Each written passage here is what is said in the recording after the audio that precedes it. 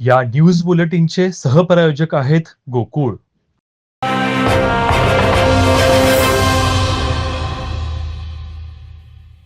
करवीर निवासिनी अंबाबाई देवीचा रथोत्सव रविवारी रात्री अतिशय भक्तिमय वातावरणात तसंच अंबाबाई देवीच्या जयघोषात झाला. रांगोळ्या, विद्युत रोषणाई आणि भाविकांचा अमाप उत्साह या अशा वातावरणात देवीच्या नगर प्रदक्षिणेच्या मार्गावर भाविकांनी देवीचे दर्शन घेतलं.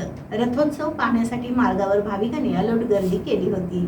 रात्री 9:30च्या सुमारास देवीला रथामध्ये विराजमान करण्यात आले. आमदार राजेश क्षीरसागर, माजी आमदार मालोजीराजे छत्रपती, जिल्हाधिकारी अमोल येडगे यांनी रथाची पूजा केली.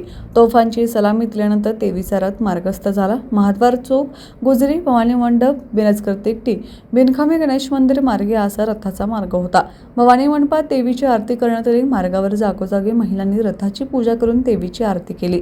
अखंड जयघोष, ढोल ताशा पथकांचे तालबद्ध वादन, देवीची स्तुती करणारी गीते यामुळे सारे वातावरण भक्तिमय झाले होते. मध्यरात्री अंबाबाई देवीचा रथ पुन्हा मंदिरात आला. त्यानंतर मूर्ती गाभाऱ्यात नेण्यात आली. यावेळी आरती आणि शंखतीर्थ झाली. अलंकार पूजा झाल्यावर शेजारती होऊन रथोत्सवाची सांगता झाली. रथोत्सव मार्गावर महिला सुरक्षा, सोशल मीडियाचा अतिरेक, पर्यावरण संवर्धन याबाबत संदेश देणारी आकर्षक रांगोळी काढण्यात आली होती. गुजरी मित्र मंडळानं प्रत्येक भाविकाला शिऱ्याचे वाटप केले. शिवाय रथाच्या मार्गावर जागोजागी विविध प्रसादाचे, पाण्याचे वाटप करण्यात आले.